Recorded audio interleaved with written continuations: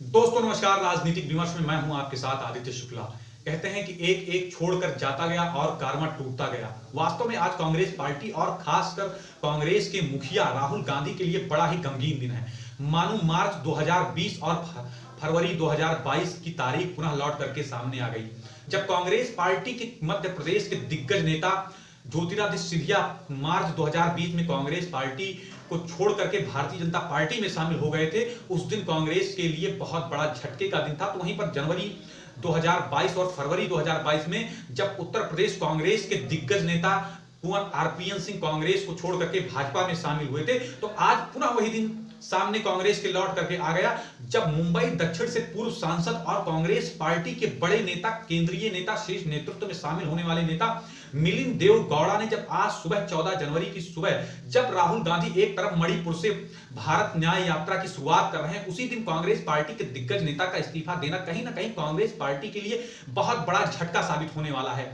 हम आपको बता दें कि आखिर कांग्रेस पार्टी के इतने बड़े नेता ने मिलिंद देवड़ा, जिनके पिताजी भी खानदानी कांग्रेस, ये जितने नेताओं की मैं बात कर रहा हूं, चाहे वो सचिन पायलट हो, हालांकि सचिन पायलट तो अभी कांग्रेस में ही शामिल है, लेकिन ज्योतिरादित्य सिंधिया हो, जितिन प्रसाद हो या फिर आरपीएन सिंह हो, ये सभी खानदानी कांग्रेस के नेता रहे हैं। मिलिंद देवड़ा के पिताजी भी और सपरिवार लगभग 55 वर्षों तक कांग्रेस पार्टी के सदस्य रहे और आज 55 वर्षों के बाद मिलिंद देवड़ा ने आखिरकार अन्य नेताओं की तरह कांग्रेस पार्टी को टाटा बाय कह दिया। अब कहीं ना कहीं मुंबई में कांग्रेस को एक बहुत बड़ा झटका लगने वाला है और मिलिंद देवड़ा ने कांग्रेस पार्टी को इसलिए थोड़ा, जो अभी समीकरण देखते हुए नजर आ रहा है कि महाअघाड़ी गठबंधन और इंडी गठबंधन का जो अलायंस है, उसमें कहीं ना कहीं शिवसेना पार्टी 23 सीटों पर लोकसभा चुनाव में उतरने का दमखम भर रही है।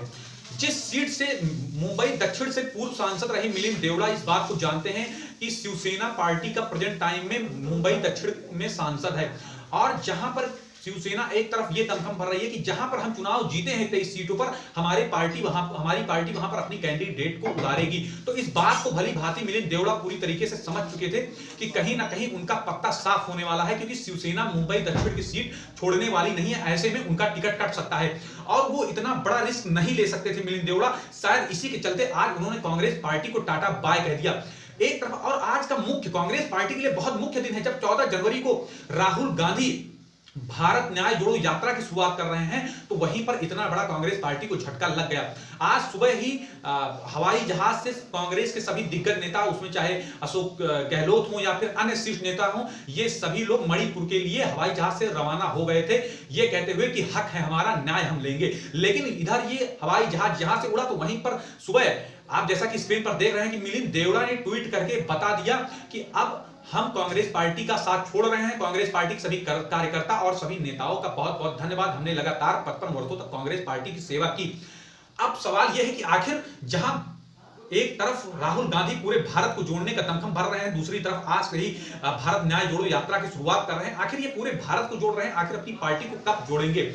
क्या जो गिने चुने नेता के बल पर ही 2024 के लोकसभा के रण में राहुल गांधी उतरने वाला है? बड़ा प्रश्न है ये, क्योंकि जहां पर एक एक नेता, चाहे वो उत्तर प्रदेश के जितिन प्रसाद हो, आरपीएन सिंह हो, ज्योतिरादित्य सिंधिया हो या फिर गुलाम नबी आजाद हो, कपिल सिब्बल हो, जो शीर्ष नेतृत्व थे वो कहीं ना कहीं सभी लोग छोड़ करके कांग्रेस पार्टी को चले गए हैं। अब गिने चुने नेता, जो कि राज्यसभा के नेता, चाहे वो मल्लिकार्जुन खड़गे हो, चाहे जयराम रमेश हो, रणदीप सिंह सुरजेवाला हो, इन सबकी राजनीतिक हैसियत हर किसी को पता है। जब आप किसी राजनीतिक विश्लेषक के पास बैठते हैं, तो कहीं ना कहीं राहुल गांधी की राजनीतिक क्षमता पर क्वेश्चन खड़ा होता है कि आखिर राहुल गांधी क्यों नहीं अपनी पार्टी को संभाल पा रहे हैं। अगर इसी तरीके से एक दो झटके और लगते रहे, तो कहीं ना कहीं कांग्रेस पार्टी लोकसभा चुनाव लड़ने से पहले ही कहीं ना कहीं उस हार के आसार दिखने लगेंगे। इसी प्रकार के विश्लेषण के लिए आप हमारे चैनल को अवश्य सब्सक्राइब करें। नमस्कार।